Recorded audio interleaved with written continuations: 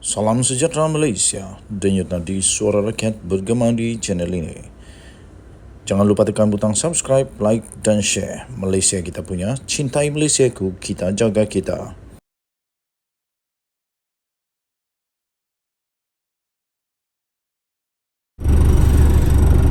Salam sejahtera Malaysia, denyut nadi suara rakyat bergema di channel ini. Berikut ialah 7 kegagalan PAS. Dan ini masa untuk rakyat di 3 buah negeri untuk membuat perubahan. Sudah tiba masanya untuk gelombang merah biru mengambil semula, mengambil alih untuk 3 buah negeri di bawah pentadbiran PAS, iaitu negeri Kedah, Kelantan dan Terengganu. Itu kata daripada ahli jawatan kuasa Induk Parti Amanah Negara atau Amanah, Faiz Fazil. Beliau yang juga adalah bekas ahli Dewan Undangan Negeri Adun Permatang Pasir menegaskan, selama ini kegagalan PAS mentadbir 3 negeri itu telah menyebabkan anak muda terpaksa merantau keluar daripada negeri-negeri tersebut untuk mencari rezeki. Katanya, hakikatnya PAS telah gagal menguruskan ekonomi di 3 buah negeri ini dengan baik. Hidup rakyat yang sejahtera bergantung kepada pertumbuhan ekonomi sesebuah negara, katanya dalam satu kenyataan media pada hari ini. Sehubungan daripada itu, PAS dan Perikatan Nasional PN wajib dijatuhkan untuk memastikan masa depan lebih baik untuk anak muda di 3 negeri berkenaan, katanya. Beliau kemudiannya telah memperincikan 7 kegagalan PAS dalam menguruskan ekonomi di 3 buah negeri berkenaan, iaitu yang pertama, sumbangan ekonomi terlalu kecil walaupun saiz negeri yang amat besar. Katanya Kelantan, Terengganu dan Kedah hanya menyumbang sebanyak 1,8%, 2,5% dan 3,4% keluaran dalam negara kasar (KDNK) pada tahun 2022, iaitu jauh berbeza daripada sumbangan 7,4% Pulau Pinang dan 25,5% Selangor. Katanya data ini jelas menunjukkan PAS telah gagal mengembangkan ekonomi negeri, apatah lagi untuk menggalakkan ekonomi bernilai tinggi. Kedua, ujar Faiz lagi, PAS juga telah gagal menjaga siswaza, yang mana Kedah dan Terengganu mempunyai gaji pendengah golongan itu terendah di seluruh Malaysia. Misalnya pada tahun 2021, sebanyak 50% siswaza di Kedah hanya berpendapatan di bawah RM3,138 Malaysia.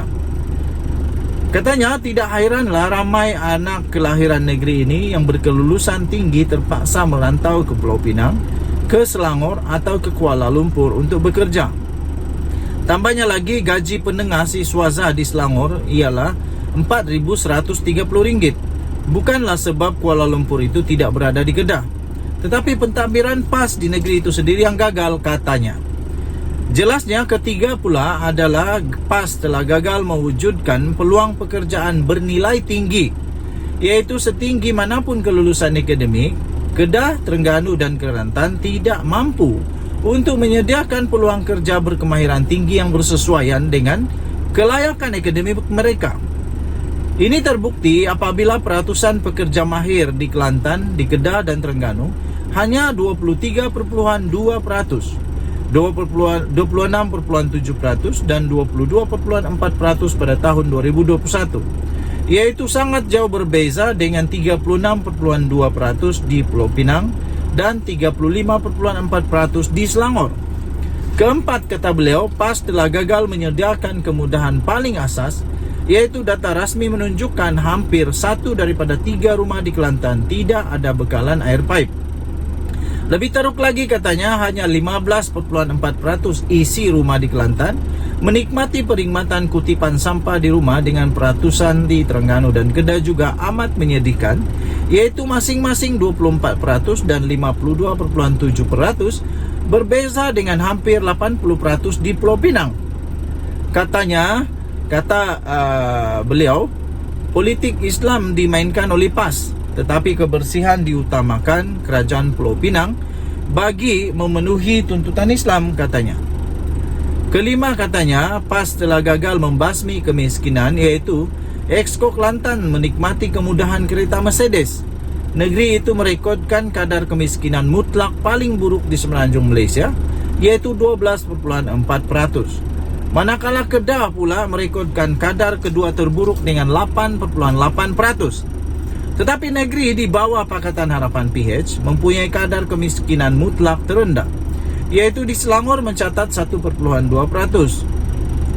dan Pulau Pinang pula sebanyak 1,9%. Membasmi kemiskinan sangat dituntut Islam, tetapi ia bukanlah agenda pentadbiran PAS, katanya. Kegagalan ke-6 PAS pula ialah PAS tidak dapat menarik masuk pelabur-pelabur asing ataupun tempatan yang tinggi. Dengan sekian lamanya parti itu mempunyai rekod buruk dalam aspek berkenaan, termasuklah di Kedah, kata beliau. Pada tahun 2021, menurut Faiz lagi, sebanyak 99,7% pelaburan asing diluluskan dalam sektor pembuatan Kedah tertumpu hanya satu lokasi, yaitu di Kulim High Tech City. Namun secara khusus ini adalah hasil usaha agensi kerajaan persekutuan dan mana pelaburan dibawa masuk oleh Menteri Besar Kedah Datuk Seri Muhammad Sanusi Manor. Di mana? Mana pelaburan yang dibawa masuk? Tak ada kot, atau ada, kita pun tak pasti. Katanya sibuk nak berpolitik setiap hari sehingga lupa untuk tanggungjawab hakiki untuk memajukan ekonomi negeri. Malah banyak projek yang diumumkannya masih tidak nampak hasilnya lagi, kata beliau. Beliau berkata kegagalan ke-7 PAS pula ialah ketidakmampuannya untuk menjaga sosioekonomi rakyat dengan isi rumah Kelantan misalnya, merekodkan pendapatan penengah bulanan terburuk di Malaysia iaitu RM3,563 Malaysia pada tahun 2019. Pendapatan penengah di Pulau Pinang pula adalah RM6,169. Di Selangor pula adalah RM8,210. Manakala Kelantan juga sebanyak 66,4% populasi tergolong dalam lingkungan gaji B40, iaitu rekod paling tinggi di Malaysia. Sebab itulah ramai anak muda di negeri ini berhijrah ke Selangor dan ke Pulau Pinang. Kerana kemakmuran di Pulau Pinang yang membuatkan Sanusi berusaha siang malam untuk merampas negeri ini, katanya. Tambahnya lagi kepada Sanusi, angan-angan Mak Jenin memang percuma, katanya. Beliau turut menegaskan Kedah, Kelantan dan Terengganu tidak boleh terus dibiarkan begini. Malah wajib untuk dikalih supaya pembangunan sosioekonomi rakyat dapat dipertingkatkan untuk masa depan rakyatnya. Katanya ini masa untuk gelombang merah biru bersama kita bangkit menumpaskan gelombang hijau yang ternyata gagal. Undi PH, tolak PN. Tolak Perikatan Nasional, undi Pakatan Harapan, katanya. Diterbitkan di Malaysia Gazette, malaysiagazette.com, diterbitkan pada 27 Julai yang lalu dengan tajuk 7 kegagalan PAS. Ini masa rakyat di negeri, di 3 negeri buat perubahan. Kita jumpa lagi, bye-bye.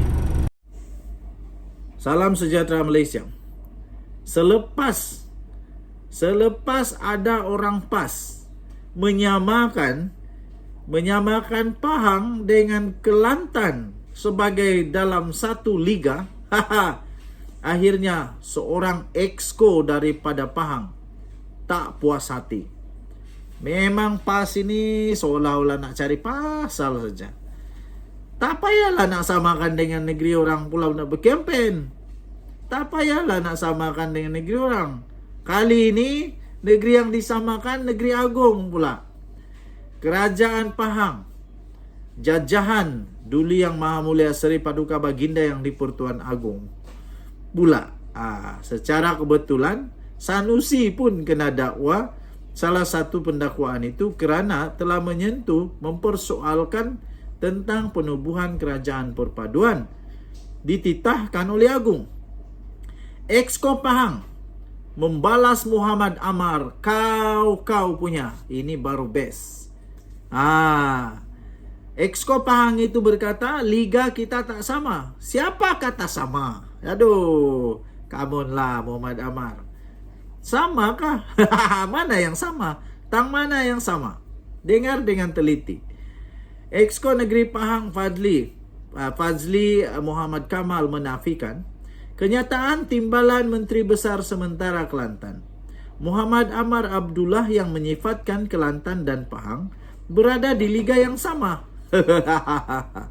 Kata Adun Dong itu, tiada keperluan untuk membandingkan Kelantan dengan Pahang kerana setiap negeri mempunyai keunikan masing-masing. Saya setuju. Apa hal lah buat perbandingan begini? Nanti Agung tiba-tiba terasa, baru kau padan muka. Namun Fazli yang juga Ketua Penerangan UMNO Pahang itu menambah 5 pencapaian Pahang dalam masa terdekat ini menceritakan segala-galanya. 5 pencapaian Pahang yang dipetik Fazli ialah peningkatan pendapatan negeri setiap tahun, pelaburan bernilai melebihi 20 bilion ringgit Malaysia pada tahun lalu, pengurangan hutang, penyaluran bantuan dan program kebajikan. Selain kejayaan Pahang disenaraikan oleh Jabatan Perangkaan Malaysia, DOSM di kedudukan ketiga terbaik di Malaysia dalam merekodkan pertumbuhan ekonomi. Muhammad Amar, selepas dengar apa yang saya baca tadi itu, yang dikeluarkan oleh Exco Pahang sendiri, samakah? Samakah? Aduh, tapi apapun, saya suka dengan kawan-kawan. Sebenarnya saya ramai kawan-kawan di Kelantan. Ramai kawan-kawan Kelantan, mereka baik-baik. Orang Kelantan semua baik-baik. Dan saya suka dengan keadaan negeri Kelantan. Sebab negeri Kelantan aman, betul, bagus. Saya ada beberapa kali ke Kelantan, durian musangkingnya hebat. Dan saya rasa di sana tenanglah. Rasa sungguh tenang. Maksud saya ialah tak payahlah nak samakan negeri lain dengan negeri yang lain. Tak baik. Kata Exco Pahang itu lagi, statistik pencapaian ini menceritakan segala-galanya. Saya berharap agar permainan politik persepsi seperti ini dihentikan. Jika tak tahu menari, janganlah dikatakan lantai jongkang-jongket, katanya. Setiap negeri ada keunikan masing-masing. Demografi berbeza, geografi juga berbeza. Menarilah mengikut rentak masing-masing, katanya. Tambahnya di Pahang kami menari ikut rentak joget Pahang. Dan paling utama kedudukan liga kita tak sama. Katanya pada kenyataan pada hari ini. Muhammad Amar sebelum ini berkata adalah tidak adil untuk membandingkan Kelantan dengan negeri maju seperti Selangor dan Kuala Lumpur yang menurutnya berada di liga yang berbeza. Sebaliknya Muhammad Amar berkata tahap pembangunan Kelantan sepatutnya dibandingkan dengan negeri lain yang berada di liga yang sama seperti Pahang dan Negeri Sembilan. Aduh, kejap lagi kita tengok pula apa kata Negeri Sembilan. Jangan, berhentilah. Kalau diibaratkan katanya, kalau diibaratkan kita bermain bola sepak, Kuala Lumpur, Selangor dan Pulau Pinang ini bermain di liga lain. Mereka macam Liga Super, negeri-negeri lain ada liga lain. Sepatutnya Kelantan ini dibandingkan. Contohnya Pahang dan Negeri Sembilan. Itu kata Muhammad Amar yang betul-betul mengusik hati Exco Negeri Pahang. Mengulas lanjut, Fazli yang juga memegang portfolio komunikasi dan multimedia, belia sukan dan badan-badan bukan kerajaan Negeri Pahang, berkata Muhammad Amar sepatutnya fokus menyampaikan manifesto PAS Kelantan dalam PRN terutama berhubung langkah menaik taraf Kelantan ke Liga Super dan bukannya berbangga mengisytiharkan Kelantan selesa dalam Liga Bawahan. Lebih dahsyat lagi beliau turut mengeret Pahang kononnya berada sama di kancah Liga Bawahan itu. Aduh. Tindakan menepuk air di dulang ini amatlah dikesali kerana secara langsung mendedahkan kelemahan pentadbiran sendiri, katanya. Berita ini diterbitkan di malaysiakini.com bertajuk Liga Kita Tak Sama. Exco Pahang balas Muhammad Amar. Kita jumpa lagi. Bye-bye. Salam sejahtera Malaysia. Timbalan Ketua Polis Negara. Timbalan Ketua Polis Negara akhirnya muncul. Akhirnya membuat kenyataan selepas beliau agaknya dah tak boleh sabar lagi dah. Sanusi. Tak habis-habis lagi kes kamu. Satu orang dituding, dua orang dituding, semua dituding. Yang buat salah yang pergi cerca, yang pergi hina, yang pergi macam-macam lah yang dia buat kepada Sultan dan Agung, Sultan Selangor dan Agung. Siapa? Kan itu kamu Sanusi yang buat. Kenapa pula tiba-tiba salahkan polis? Aduh. Akhirnya Timbalan Ketua Polis Negara tampil membuat kenyataan yang membuat Sanusi lebih pening kepala boleh tumbuh jambul. Kata Timbalan Ketua Polis Negara, tiada komplot, tiada merancang tangkapan terhadap Sanusi. Itu kata Ayub Khan. Kita lihat apa pula reaksi daripada Sanusi selepas ini. Takkan dia nak lawan juga Ketua Polis? Takkan dia nak lawan juga Timbalan Ketua Polis? Dah dia sedia lawan Dewan Diraja Selangor, kali ini nak lawan juga kah Ketua Polis dan Timbalan Ketua Polis Negara? Polis Diraja Malaysia PDRM sekeras-kerasnya menafikan kononnya terdapat rancangan dan komplot untuk menangkap Menteri Besar Kedah, iaitu Datuk Seri Muhammad Sanusi Madnor, yang dirancang kononnya sejak 6 bulan yang lalu. Wah, Sanusi, kamu sedang buat dakwaan yang luar biasa ini. Ini dakwaan bahaya.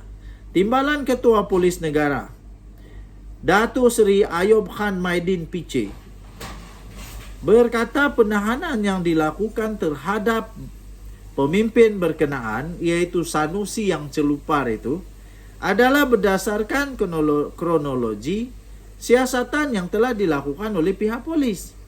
Siasatan sudah dibuat. Kerana sudah dibuat dan didapati ada kes, ditahanlah. Ditahanlah. Beliau berkata, siapa saja boleh membuat dakwaan dan terpulang kepada tafsiran seseorang individu itu. Kata beliau, tengok semula kronologi siasatan kes beliau, iaitu Sanusi. Beliau keluarkan kenyataan 11 Julai. Kemudian laporan polis diterima 12 Julai. Susulan daripada itu ada lagi laporan daripada yang telah dibuat 14 Julai. Dan laporan yang dibuat pada 14 Julai itu bukan calang-calang yang buat tau, tapi itu dibuat oleh Majlis Diraja Selangor. Dan disebabkan itu, kita buat tangkapan pada 18 Julai untuk pertuduhan di mahkamah, kata Timbalan Ketua Polis Negara. Maknanya, PDRM membuat siasatan lebih daripada cukup. 7 hari siasatan dibuat. Dan lepas itu laporan polis dibuat lebih daripada 50 laporan polis. Saya rasa Sanusi juara sekarang kalau laporan polis. Paling banyak. Hebatlah. Jadi kata Timbalan Ketua Polis Negara itu, jadi tidak timbul isu pihak polis jalankan siasatan 6 bulan sebelum itu dan ada konspirasi, katanya pada satu sidang media. Terdahulu Ayub Khan merasmikan Majlis Penyerahan Bendera Sempena Kejohanan World Police and Fire Games Winnipeg 2023 di Bukit Aman. Hadir sama adalah Pengarah Pengurusan Datuk Seri Azmi Abu Kasim dan Pesuruhjaya Polis Sarawak Datuk Muhammad Azman Ahmad Sapri. Mengulas lanjut, Ayub Khan menegaskan amaran sudah berulang kali diberikan oleh pihak polis supaya tidak mengeluarkan sebarang kenyataan yang menyentuh agama, raja dan kaum. Katanya, penahanan yang dilakukan terhadap Sanusi itu adalah susulan daripada kenyataan yang menghina institusi diraja yang telah dibuatnya. Katanya, sempena bulan kemerdekaan tidak lama lagi, saya menyeru rakyat, khususnya orang politik, supaya melihat semula rukun negara. Padan muka. Kamu baca balik rukun negara. Okey, jadi katanya hati-hati, kita akan ambil tindakan tanpa mengira latar belakang. Saya setuju. Ketua Pengarah Pilihan Raya PN itu dilapor berkata, ini berdasarkan maklumat yang diterimanya daripada rakan yang memberi amaran bahawa tindakan akan diambil susulan kritikan terbuka kepada pihak tertentu. Itu terjadi terdahulu. Media melaporkan Muhammad Sanusi mendedahkan terdapat rancangan untuk menangkapnya dan menjatuhkan kredibilitinya yang dirancang sejak 6 bulan yang lalu lagi katanya. Pelik. Denyut nadi suara rakyat bergema di channel ini. Berita ini dipetik dari hmetro.com.my bertajuk Tiada Komplot Rancang Tangkapan Terhadap Sanusi, kata Ayub Khan. Bye-bye.